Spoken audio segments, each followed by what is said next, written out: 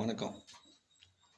நாம் எப்போ ஒருத்தர் நல்லா இருக்குன்னு நினச்சி ரொம்ப பல முயற்சி செய்கிறோமோ, அப்போ அந்த முயற்சி செய்கிற போது அந்த முயற்சியை ஏற்றுக்கிறவங்க அதை சரியான முறையில் பயன்படுத்தலைன்னு வச்சுக்கங்களேன், நம்ம எவ்வளோ முயற்சி பண்ணாலுமே அது வீணாக தான் போய் முடியும். இது என் வாழ்க்கையில் நிறைய இடத்துல அனுபவப்பட்டுக்கிறேன். எவ்வளோ அனுபவப்பட்டாலும் ஒரு சில பிறவி என்ன பண்ணாது, அது ஏற்றுக்காதுங்கிற மாதிரி எவ்வளோ அடி வாங்கினாலும் திரும்ப திரும்ப திரும்ப அந்த உதவி செய்யணுங்கிற எண்ணம் வந்துக்கிட்டே இருக்குது. அந்த எண்ணத்துலேருந்து வெளியே வர்றது ரொம்ப கஷ்டமாக இருக்குது.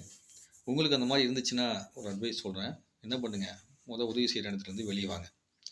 அப்போ எப்போ தான் செய்யணும், யார் உங்களோட உதவியை மதித்து செயல்படுத்தி உங்கள்கிட்ட திரும்ப செஞ்சேன்னு சொல்கிறாங்களோ அவங்களுக்கு செய்யுங்க. அது மட்டும்தான் உங்களுக்கு, நீங்கள் சொல்கிறவங்களுக்கும் நன்மை, கேட்குறவங்களுக்கும் நன்மை. நீங்கள் சொல்கிறத அவங்க செய்யவே மாட்டேங்கிறாங்கிறப்போ நீங்கள் செஞ்சீங்கன்னா நீங்கள் உதவி செஞ்ச உங்களுக்கு தான் கஷ்டம். என்ன சொல்லுவாங்கன்னா, உங்களால் தான் நாங்கள் வீணாக போயிட்டோம் அப்படின்னு சொல்லுவாங்க. இந்த கலியுகத்தில் நன்றி மறப்பது அப்படிங்கிறது ரொம்ப இயல்பாக இருக்கும்.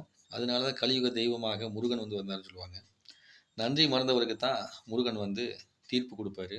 எதிரியும் மன்னி தள்ளக்கூடிய சக்தி வாய்ந்தவர் தான் முருகப்பெருமான். சூரபதுமன் அப்படிங்கிறதுக்கார் இல்லையா, அவரையே மன்னித்து அருளி அவர் காப்பாற்றுக்கு முயற்சி பண்ணார். ஏன்னா தந்தையிடம் வரம் வாங்கியவர் அப்படின்னு சொல்லி. இருந்தாலும் அவர் மீண்டும் மீண்டும் செய்ததால் அவரை கடைசியில் சம்ஹாரம் செய்யும் போது கூட அவருக்கு அனுகிரகம் கொடுத்து, ஒன்று மயிலாகவும் இன்னொன்று சேவலாகவும் அவரை 2 உயிராக 2 ஆத்மா உள்ளுக்குள்ள இருந்ததை எடுத்தார். அதான் சூரபத்மன் அப்படின்னு சொல்லி மீனாட்சி சுந்தரையாம கூட கதை சொல்லும்போது சொல்லுவார். சூரபத்மனை பற்றி ரொம்ப சிறப்பாக சொல்லி, அவருக்குள்ள 2 ஆத்மா இருந்துச்சு. அந்த 2 ஆத்மாவில் தான் ஒரு ஆத்மா மயில், ஒரு ஆத்மா சேவல் அப்படின்னு சொல்லி உருவாக்கப்பட்டது அப்படின்னு சொல்லி சொல்லுவாங்க. அந்த மாதிரி ஒன்றுக்கு மேற்பட்டு இருக்கும்போதே நம்மளுக்குள்ள ஆணவம் வந்துடும். அப்படி ஆணவம் வரும்போது தட்டி எடுப்பதற்கு கலியுக தெய்வமாக முருகப்பெருமான் இருக்கார். ஸோ உங்களுக்கு உதவி செய்யறதுக்கு சரியாக தெரியல, இந்த மாதிரி மாற்றி மாற்றி பிரச்சனை வருது அப்படின்னா கொஞ்சம் முருகனை வழிபாடு செய்ய செய்ய நன்மை நடக்கும். அந்த முருகன் வழிபாட்டின் மூலமாக உங்களுக்கு தெளிவு கிடைக்கும். ஏனென்றால் யாருமே உதவி செய்ய முடியாத சமயத்தில் ஓடி ஹெல்ப் பண்ணக்கூடிய, அதாவது உதவி செய்யக்கூடிய தன்மையில் இருக்கிற யாருன்னா முருகப்பெருமான் தான்.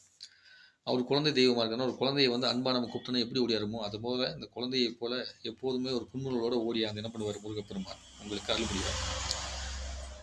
நீங்கள் அதனால் என்ன பண்ணிக்கிங்க, முருகனை வணங்கி பயணம் பண்ணுங்கள். இப்போ மற்ற மதத்தில் இருக்கவங்கலாம் என்ன பண்ணுறது அப்படிங்கும்போது, யார் உங்களுக்கு உதவி கேட்குறாங்களோ அவங்களுக்கு செய்யுங்க.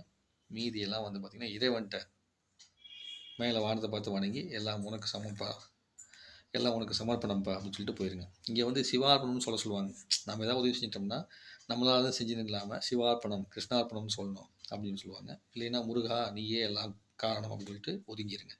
இறைவான் சொல்லி எல்லாமே நன்மை நடக்கும். நன்றி, வணக்கம். தொடர்ந்து நீங்கள் என்ன பண்ணுங்கள்,